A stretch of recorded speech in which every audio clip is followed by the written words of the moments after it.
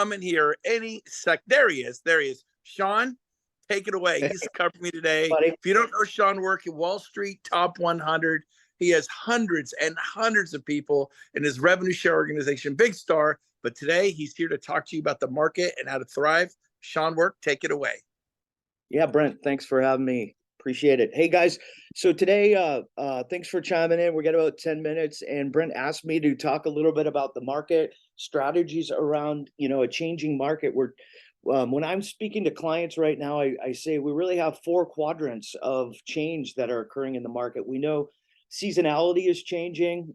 Here we go. We're heading into the fall and winter months, and for those of you who have quite a bit of inventory out there or are taking listings, you'll have felt the change in the market. I think over the past 2 weeks, typically we would see inventory spike in November. I think we're still going to see that, but we're right now things are a little funky out there. So when I go back and I talk about those four quadrants, I say, well, we have a seasonal change. We have a cyclical change with what is happening with interest rates. If you're in California, we've got a change in our insurance policies. Policies have about tripled, and all of those are affecting what I would call the fourth quadrant, which is buyer demand. So I'm going to give you some current statistics, some current bullet points, week over week that have happened, over the past 7 to 10 days. And I'd like you to write them down. And I'd like you, when you're meeting with your buyers or sellers this week, to start your conversations with these key indicators of what's happening with the market. It's when I sit down at a listing, it's when I sit down and speaking with buyers. The first thing I always do is ask them the question: do you mind if we spend 10 minutes talking about the market? And I start large. I start with what's happening in the United States. We're going to talk specifically about what is happening with the United States real estate market today. We're not going to get hyper local, but I start with what's happening very wide, and then I break it down to the state level, and then I bring it down to the county level, and then that affords me the availability to start talking about what's specifically happening in the neighborhood. What is the list price versus sales price? What are the local price per square foot? What is the profile of the houses that are actually selling right now? We know that each week, here's a statistic for you, even currently, we've got 550,000 homes that are currently active in the United States. We've got about 50,000 new listings in the US hitting each week. And out of those, both new and existing inventory, we see about 50,000 homes a week go into escrow. So what is the avatar, if you will, of those houses that are selling? So we're going to chat all about that today. So here we go. We know that available inventory is climbing. I'm going to actually share my screen here if I can, because I've got some slides that I'd like to share with you. I get my information from a company called Altos Research, ALTOS. And each week they come up with some great information, statistics about what's happening in each of the MLS, the nationwide MLSs, what's happened with recorded data, what's happened with refinances out there, and they compile all that data into a concise 10-minute YouTube video. So I suggest you all go each week on Monday. If you go to my Facebook page, and please everybody go and friend me, it's just Sean Work. And you'll see I'll post these every Monday, and you can feel free to share those. But when we look at available inventory week over week, what we see here is that each year our inventory really spikes. So I'm letting people in. Inventory usually spikes about the first part of November here, which means inventory should decline. Now, a lot of people go, well, that's great. We'll see inventory decline but in reality, what it is, it's people withdrawing or canceling their homes, right? And that's I'm witnessing that right now. So what you need to the bullet point for that is, just because inventory is declining doesn't necessarily make it a great market for sellers, because those people empirically have been overpriced. There's something wrong with the house. There's it's in a bad location. All of the above. We know that empirically only about 65% of homes that are listed sell. So these are, again, topics of conversation that when you're sitting down, you can chat with. And I've changed my verbiage from listing appointment, and I would challenge you to do the same. Right now, we're calling them listing strategy sessions. It gives you a little bit of a different, a more professional way of speaking about a listing appointment. You know, if you're one of those people that continuously follows up with a seller, it gives you a different angle to say, hey, you know, I want to take you to lunch and I want to talk about a listing strategy, instead of saying, you know, like everybody else does, hey, I want to take you to a listing appointment. So what we should see is inventory drop quite noticeably over the next month, month and a half, running through the end of the year. And I'm going to come back around and talk a little bit about active inventory as we approach the end of the year in a second. But here's what we should know. If you were around last year for last fall, you'll remember it was tough. It was rough out there. October, November, and December, demand wasn't strong. And so what I'm telling the people in my organization and my team is, whatever it is that you've been doing this year, you really need to quadruple the activities as you roll through this last quarter. In fact, we've been having a local mastermind session on Wednesdays with top producing agents, determining what their plan is between now and the end of the year. Well, why, Sean? Why is that such so important?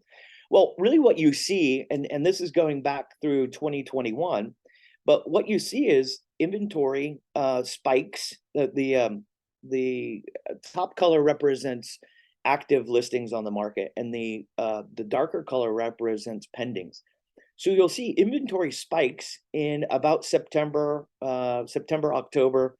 In 2021, it capped in September of 2021, and then you go to here, inventory really begins to decline here in September, October, and November. And this is what I want to kind of chat about, because you'll see the pending homes were reduced by about 50%. You had over about 350,000 pending homes in August and September of 22. And by the time we got to December, we were about 200,000. And we're on trend this year. We're starting the year with less pendings than last year, less inventory overall than versus last year. And there's a likely chance by the time we get to November and December that we're down here in the 150,000 range for homes that are pending. That will be quite unique, quite a unique number when you consider the active amount of real estate agents there are in in the United States right now. So we've got to go out there and really fight this last quarter, implement new marketing tactics, strategy. And people often go, well, what do you mean? What does that mean? Well, in a changing market, when you're maneuvering from really what we've seen as over the past 7 years, really as a seller's market, we're maneuvering into a buyer's market. It's turning the difference between marketing and prospecting on. For those new agents that are out there, they go, well, what's the difference between marketing and prospecting? One is passive and one is active. Give you a story. You're driving down, if you're in the Bay Area, you're driving down Highway 101 through San Francisco, and you see this big billboard and it says Banana Republic Chinos. And in your mind you go, what? Oh, I really like those chinos. That's great. But is that marketing, that branding, is that getting you into the store versus somebody at the local Banana Republic store? They call you and they say, Sean, hey, we've got your size. They're 25% off this weekend. Come and see me. I'm holding them up front for you. One's very active, one's very passive. My suggestion is, if you've empirically been a great marketer, change your strategy for 2023, change your strategy for 2024, because the next, let's see here, the next slide. Well, I'll hang on, I can't escape. Of course, my mouse is dead. But what you'll see here is that, before the end of, we'll get to 150,000 homes pending by November and December. And then starting to empirically go back here to 2021, when do you see inventory begin to rise again? You're going to be, this year, you're going to be waiting until about February or March. So there's going to be a real doldrum. What I'm getting at here is there's going to be a real doldramatic time frame between December, January, and February, and most of our businesses will start kicking up that second quarter. Many of us can't wait that long. So get out there and get your lines in the water. Okay, so now that I've got about a few minutes left here. So I'm going to give you some bullet points about the market that I'd like you to share. If you didn't write it down, currently 550,000 homes on the market. It's not normal for October. You're going to see many withdrawn and cancels before the end of the year. Inventory should begin to fall within the next 7 days. Last week, 57,000 homes went, 57,000 homes listed. 10,000 of those went immediately pending. So that's pretty good statistics. 326,000 total pending homes right now in the United States. The reason that's important is because when you're meeting with buyers right now, you need to share with them, like, come back to the herd. That's when I think of, when I'm meeting with somebody one-on-one, I always think, how can you make them more comfortable? Bring them back to the herd and share with them, hey, 330,000 home buyers got into escrow last week. Okay, 38% of all houses in the United States right now are experiencing price cuts. By the end of the year, expect that to rise to a national level of 50%. Many of you might go, wow, that's a lot. So that's basically 1 out of every 2 houses is going to have a price reduction. It's the normal number, just in a very normal market, is about 30%. Now, I'll give you one more tip. When you're sitting down and initially talking with these buyers or sellers, one of the things that you want to ask them is, are you familiar with what type of market we're in? And they're going to say yes, no. Well, would you mind if I shared? Would you mind if I shared the difference between markets? Okay. So if you ask yourself, what is a buyer's market? NAR classifies a buyer's market as 6 to 9 months of inventory. NAR classifies a normal market as 4 to 6 months of inventory, and a seller's market at 4 months or less. It's weird to think that in a normal market, a house will sit on the market for 120 days. I'll share with you here in Sacramento, I've got 22 listings, and I'm looking at these days on market continuing to increase as, we move into a different season and a different cycle and a different buyer demand with rates and affordability.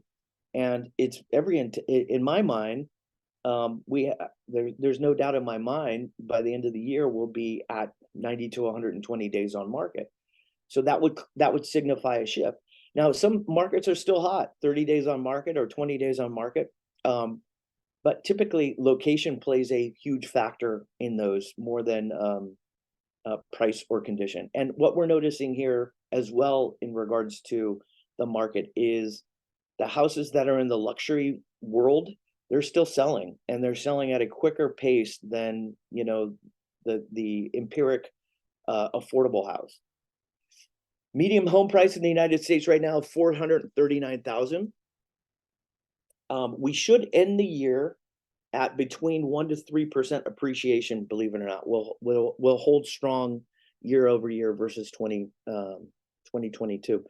One other thing, a lot of people are talking about, foreclosures and people losing their houses. There was a report on Fox Business News that came out that said 30% of servicers are reporting payment issues, not necessarily super late payments or default, but there's some kind of an issue there coming off of the COVID forgiveness or the COVID forbearance. But that 29% of those, that out of the 30%, 29% were still in an equity position. Okay, which is a factor to begin to think about. So when you look at next year, you look at 2024, and you go, what's going to happen with the market? And this is what obviously I share with my clients. The rates are the #1 indicator of where we're going to be in Q1. Now, we have seen rates drop a little bit because of politics and war. And if I could get to the next slide, which my mouse died, so I can't, but you'll see that will probably gain a little bit of equity the fourth quarter of 2024.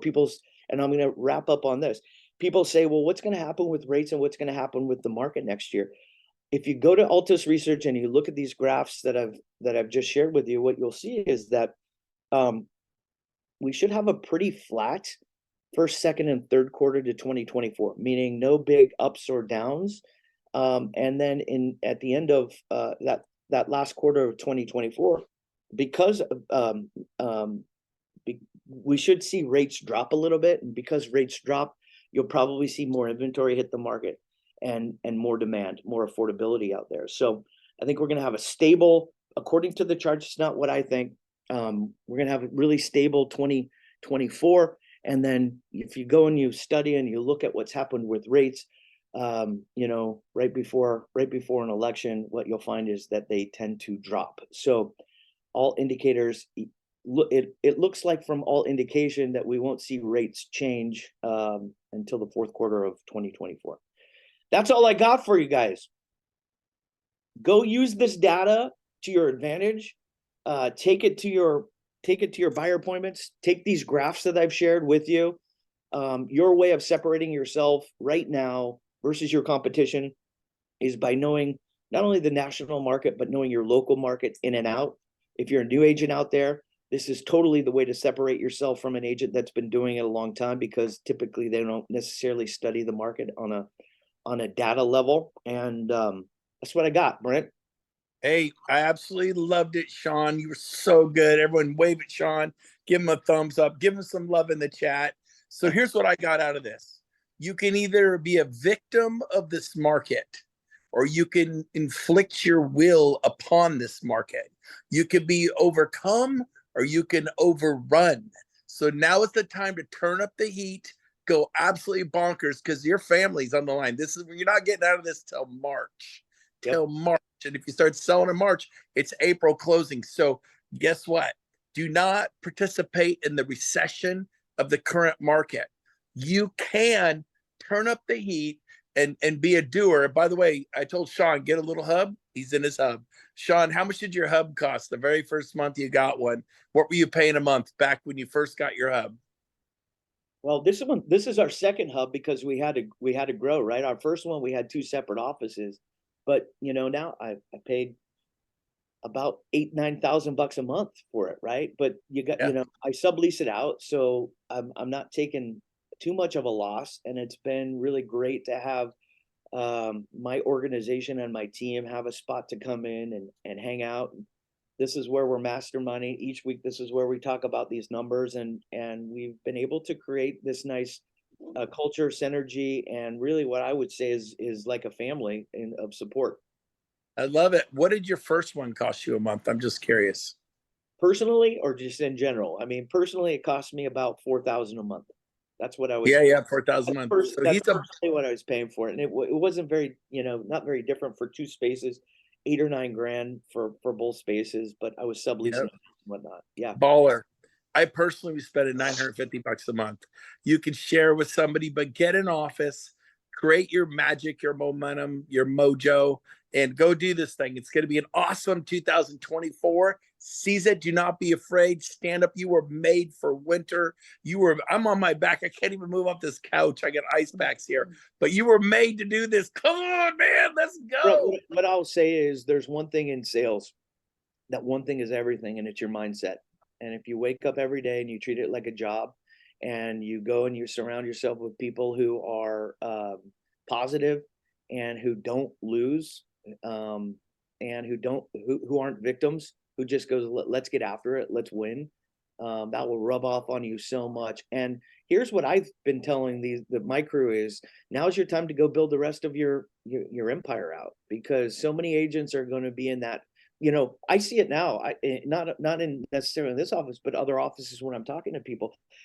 We've often said it's fight or flight, but in reality, it's many agents just freeze. And there's some self-awareness, guys, that go along with it, but don't freeze, man. Get out every day, meet with people, go build new business relationships.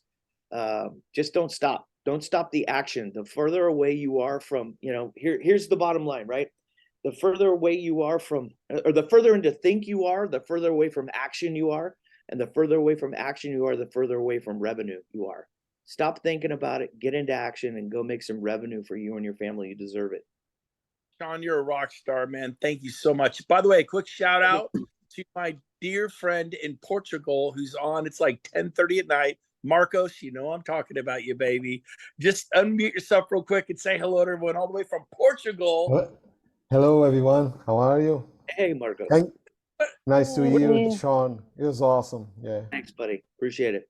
Hey, Marcos has like a degree in economics. He's an absolute whiz. He's a numbers guy. He's really, truly bright. Marcos, I welcome you to the EXP family and way to represent internationally. Love you, man. And let's go, everyone. Have a great day. Go Brent. take it. Thank you. Next week. Sean, did you want to say something? Hey, Brent, I just wanted to remind everybody that these recordings are on the Brent Gove YouTube channel. They'll be up by the morning. You can watch last week's and the weeks before. These are always great. So if this is your first time on there, these are gold. Go on the Brent Gove YouTube channel. We have 1,200 videos on there for you to consume and love and grow and stay pumped up.